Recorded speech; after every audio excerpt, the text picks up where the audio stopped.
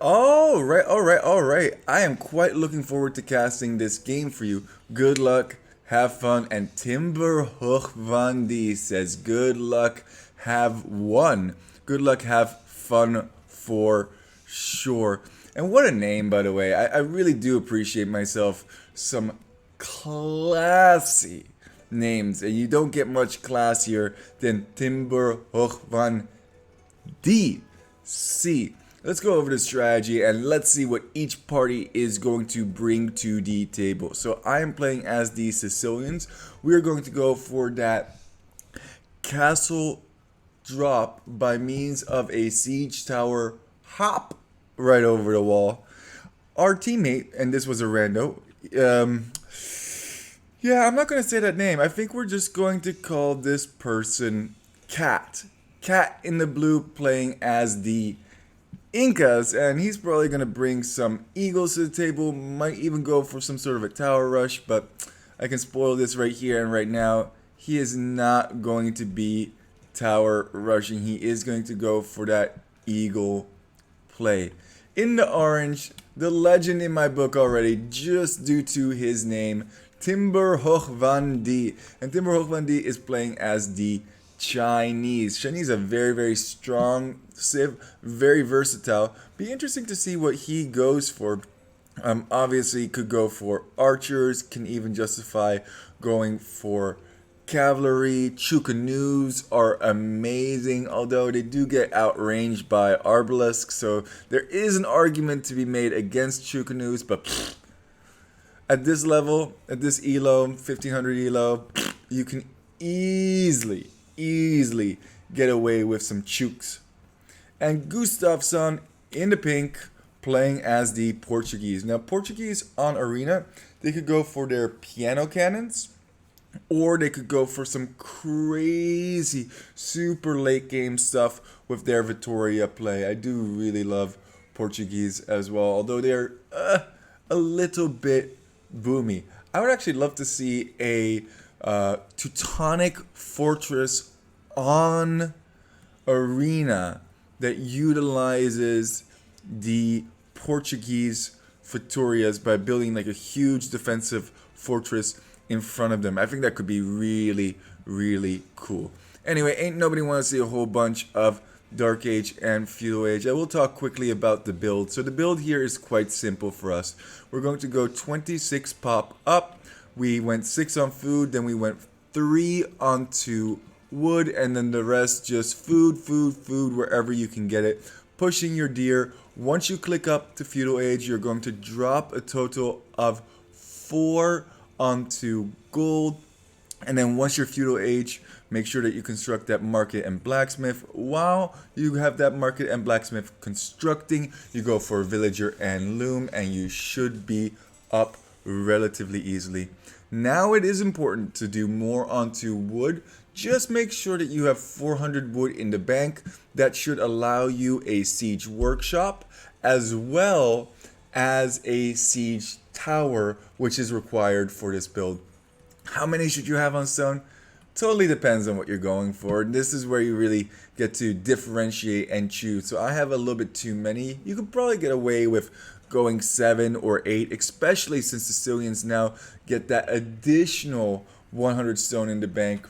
But with that being said, there is enough stone here easily to drop down several castles, or you could also boom behind this at home. So I'm going for a more stone heavy approach in this build, but you can switch it up and do whatever you like. If you want to go more on food, that's also totally fine. We're actually picking up double bit axe and fletching. I don't always... Oh no! Oh no, I was talking too much and I missed some of the stuff that went over here. So I was trying to get Gustafsson over here, and meanwhile Timbrhoggvandi managed to kill my scout. That Timbrhoggvandi and his meddling means always getting me into trouble, see. Actually, that's going to be a recurring theme throughout this game. Is Timbrhoggvandi is like this thorn in my side. As soon as I construct the siege workshop, put the guys back onto stone, wait till it's constructed, and we should be good to go. And we have plenty of stone in the bank. Thankfully, we did manage to scout where Gustafsson is. We're going to go for the shortest distance. Also, how could you ever drop Timbrhoggvandi? He's a nice guy. He has a nice name. Therefore, it must be true, right? All additional wood is going to be put into farms if you possibly can. And here we go. We have a cat over here doing some patrolling action. Look at this. Look at this. This is hilarious.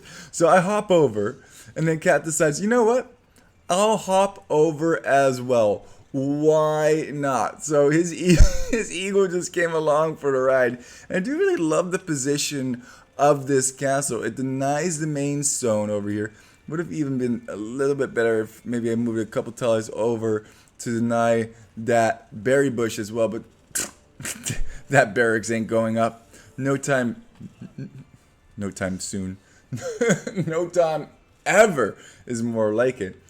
And now what do I do with these villagers? Well, I was thinking to myself, could I have a lot of wood? We could just TC drop his other TC. Why not? Why not? Have some fun with it.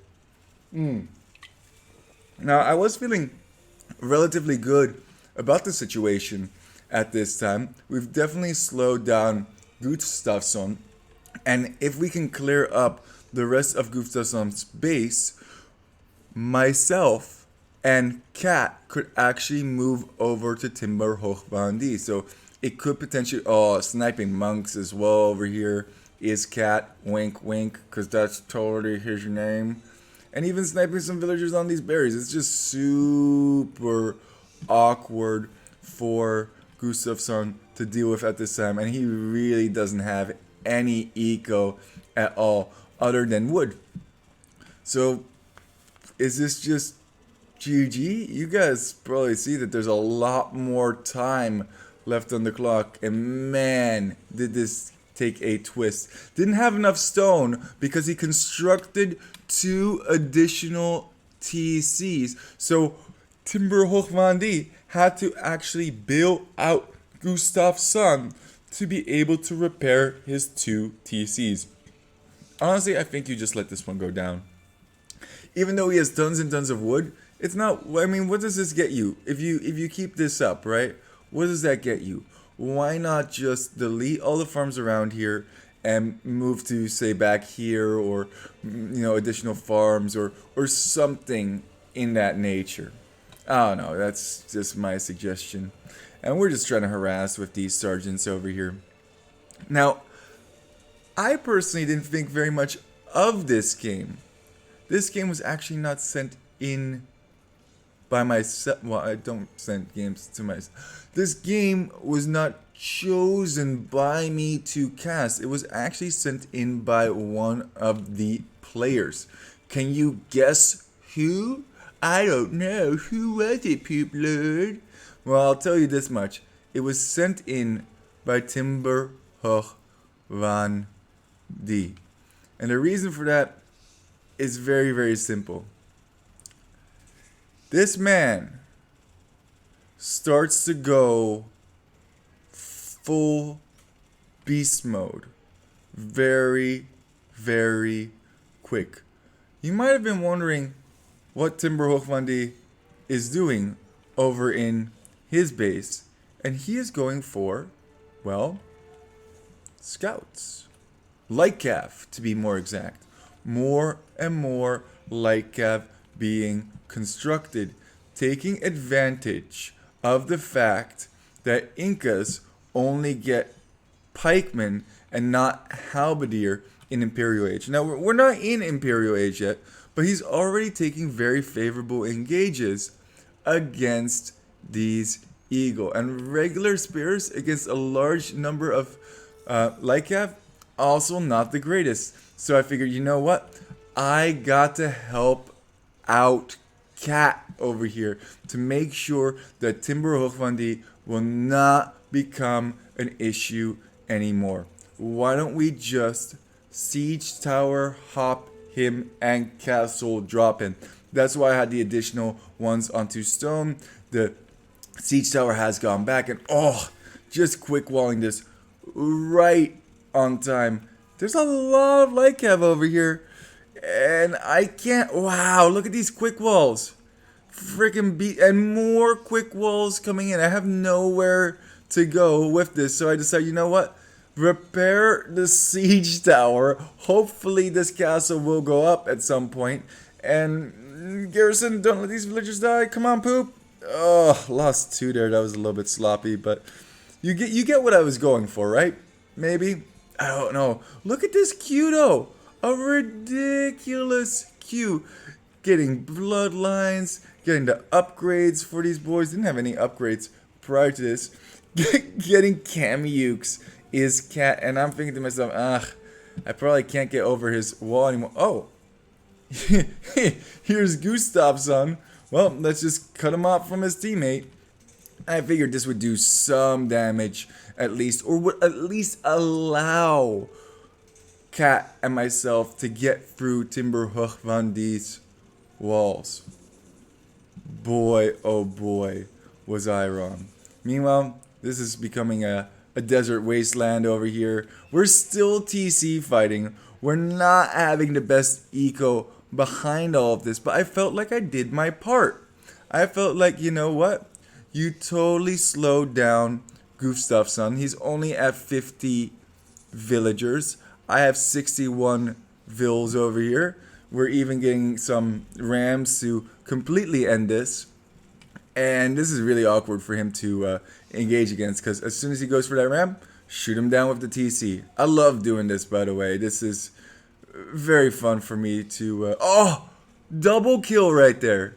With the ram, if it's in range of your TC or of your castle, it's relatively safe. Even if they do try to snipe that down, it's not that bad. And this should be game, right? Cat's Imperial Age, significantly faster. I'm here with a castle. I could potentially pump out some military. We could maybe, you know, get some more stone, push in slowly. This castle is certainly going to go down due to these trebs. So, GG.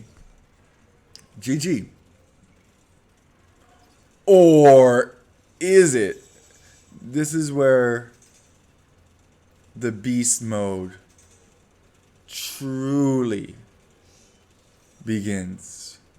Where are we even building? Oh, a dungeon. We're building dungeons to have more production because we don't want to invest fully into stone. And more. Oh, God. Oh, God, no. Oh, God. Quick wall. Oh, no. Oh, they're so old. Oh, F. Oh, man. At least that castle goes down, but there's so many light cav in here. And these light cav also have additional melee and pierce defense, murking absolutely everything over here. Killing treb after treb after treb. Ooh, did a villager just get popped by that trebuchet over here? I'm not too sure, but that treb is going to survive, and now all of a sudden I'm in a lot. Wait. I could have... What? I could have just shot this treb from the beginning? I didn't even realize it. Whatever. It's fine. Don't worry about it. I don't know why Cat is so invested in going for eagles here. I think it would be so much wiser to just tech into pikemen and take much better engages against these light cav. But you know what? You do you. At this point, I was feeling pretty good. Like, we're probably gonna win this eventually. Gustafsson, he's not really contributing at all anymore. We have mangonels over here. We're still harassing him. We're way ahead. 22 villages. Oh, and a castle on this TC as well, just for good measure. Why not? We have the sergeants here, and this is going to go up so quick. So absolutely quick. Even debated him with this mangonel. I kind of felt like he was going... Oh, And these crossbows just run into... Oh, God. Gustafsson, it's not your day, man. It's okay. We're actually even hunting for his crossbows with our mangonel. And what can he do? He's in between a rock and a hard place, which is our front against Timbrhoggvandi. But guys, this game does not simply end here. I don't know how he does this. We've created this tiny little opening over here. I'm shooting tons and tons of light cav, but he has a lot of light cav. Why are there no pikemen? Get the counter unit, for crying out loud. Oh, it would have also been so much nicer if he just had made some flippin' walls over here after this happened once before. You think that you would learn from your mistakes. Thankfully, all those light cav do get cleared up, but more and more light cav are on the way. Chukanu are here. More engages over here against eagles. Actually, it's not the worst engagements. A lot of light cav are dying to these eagles, but still, I don't know. Let me know what you guys think. Should he have gone for pikemen in this situation, or should he just stick with his eagle production? Is getting that unique tech from the castle, elite Chukanu, on the way, and more range upgrades are being got. At this point in time, we're about 1,000 ahead in score. Everything's all well and dandy. Gustafsson says, I'm out. GG. No not required. We're taking his main goal. We're taking his secondary goal. We're taking his third goal. And I even make some advertisement at this time, like the good old jerk that I am. But Timbrhoggvandi, he's not done. He's not done. The legend, the man of mystery, the Timbrhoggvandi. He's cleared up this pressure over here, and now he's moving on to over here. But rams, capped rams, I should say, are over on this side. Eagles are over here. He has to switch directions. Meanwhile, we don't have quite the military production that we would like to have, but we are getting back into the game, trying to get to Imperial Age. Imperial Age is now reached, and now our production should be increasing. Yeah, I don't know about engaging over here with these overconfidence, I think, for sure. And that is a lot of light cav. 22 to be exact. And now these eagles are significantly outnumbered, and I don't think you even want to take these engages anymore. Timbrhoggvandi, his population. I'm tired, man. Population limit switching into archers is cat now. Finally getting the pikeman upgrade, but no pikemen on the field yet, so that in itself is a little bit awkward. And there's a lot of chooks coming over. If you got like 1 or 2 rams from here, or even a mango, a couple surprise mangoes, whoo, that could be huge. Actually, I think that's exactly what Cat is going for over here. I wonder when these are going to hop out, if he's going to be able to get any big shots off, but Timbrhoggvandi is not sticking around. I think this is not going to be the best timing on these mangoes now. Indeed, it is not. And now these light cav could just come back and snipe both of these. Oh, that's very, very wasteful. That's unfortunate. Could still snipe this treb, by the way, which would buy us a lot of time. What am I doing at this point? I'm starting to get my military up. I'm starting to get my techs out. And I'm thinking, okay, why don't we... Oh, I got First Crusade. I forgot about that. Oh my, oh my, oh my. And I was thinking, okay, if he's over there, why don't we make him come back home and potentially push through this area over here? Also, if he has a whole bunch of Chukanu, we probably need... Oh, no, he's in. How did he get in so quickly? Just a couple of Chukanu on that gate and 2 Trebs, I suppose. And I think he's going to get in on this wood line, isn't he? I mean, there's a big gaping hole. Oh, no, okay. Well, on the plus side, at least he didn't get into there. He has 127 villagers, and Cat and myself only have 94. I feel like Cat definitely lost the one-on-one versus Timbrhoggvandi. Now, given I didn't do that much against him. I mean, yeah, I'm trying to push through over here, which is super awkward. He has Chukanu and whatnot, but I'm definitely causing him to use APM on me. I feel like Cat should have been able to win this one-on-one fight with him, especially since I've taken out Gustafsson. I think I even sent him some resources in this game, although I'm not 100% sure on that. We'll have to check the statistics after the game to have that confirmed. And man, this game does go on quite a bit. He's trying to hold over here, and full skirmisher to deal with the Chukanus, and the Eagles to deal with the light calf. It's awkward, man. It's really awkward. But I think he is going to be able to hold just maybe. But now there's a castle up as well. Oof. Not great. Look at the amount of sergeants we have here. Pretty sure, no, they're not elite yet, but they do have most of their upgrades.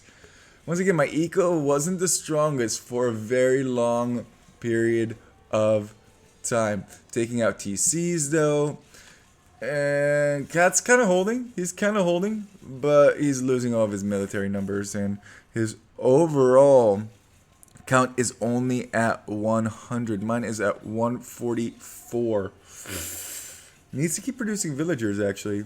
He is producing villagers, but not enough military. Where are the dang helps? I haven't seen enough helps from Cat at all. Oh, and this is rough over here.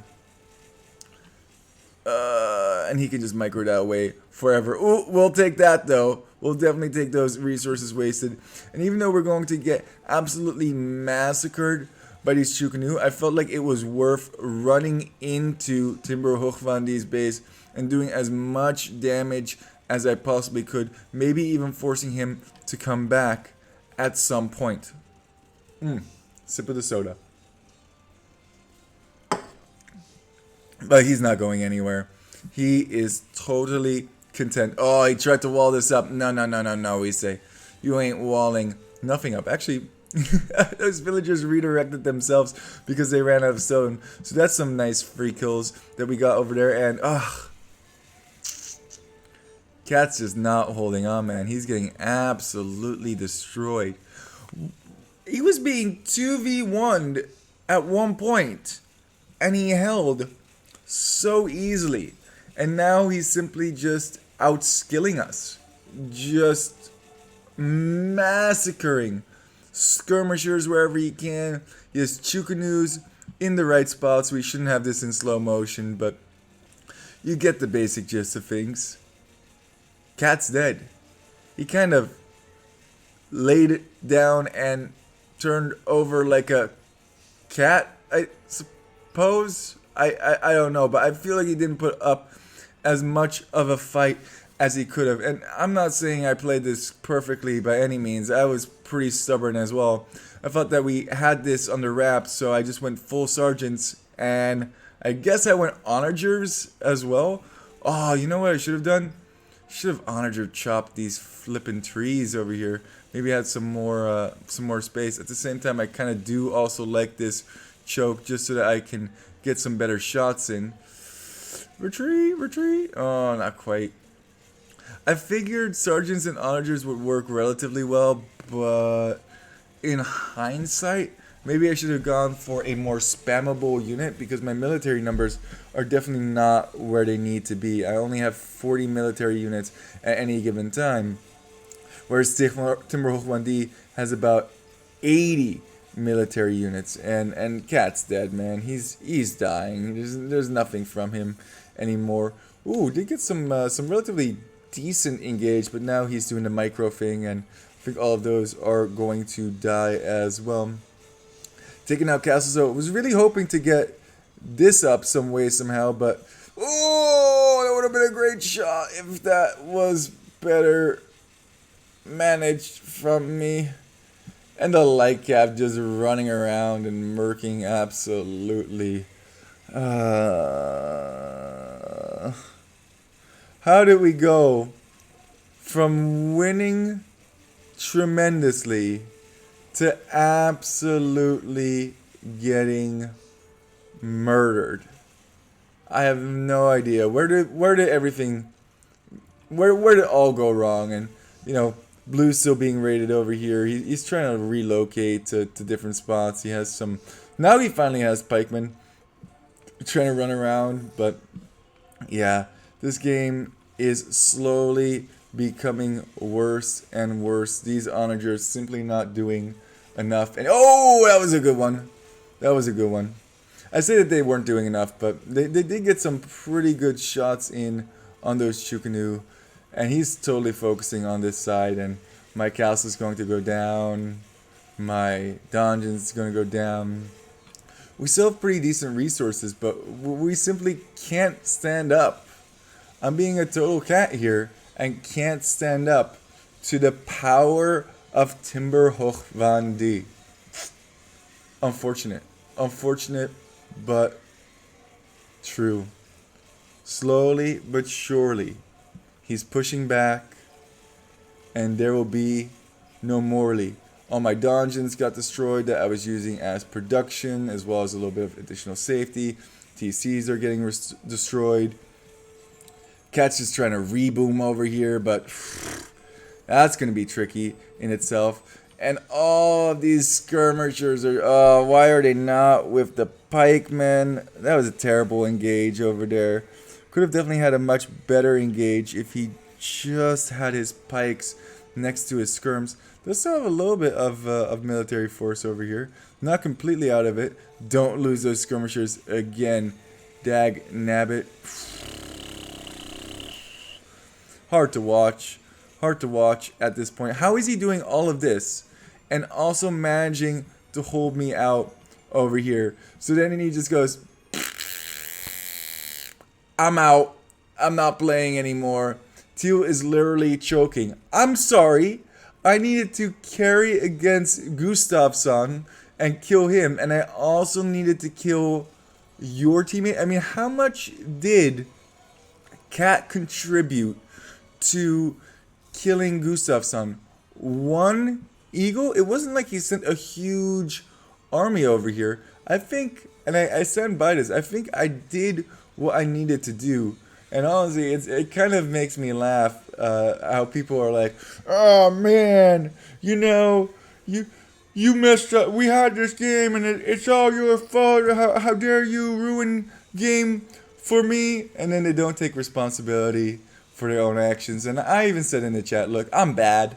When it gets to this stage, when we get to the 200 pop kind of a stage, I'm not very good, as the big choo-choo train is coming into my eco. And I know what time it is. I'm not going to be able to hold against the almighty Timbrhoggvandi. So you know what? It's okay to throw the towel in the ring here. There's no need to keep dragging this on. I see the trebs are coming in. So you know what I do? I just call the G double G. And that's fine. I actually think that Timbrhoggvandi really deserved this victory, even though myself and I guess this rando had a very, very well, not super interesting, but had a good strategy that eliminated one opponent. Timbrhoggvandi simply out skilled us both. And sometimes that's just the way the cookie crumbles. I am very impressed with Timbrhoggvandi, with his name, with his playing ability, and so on and so on. And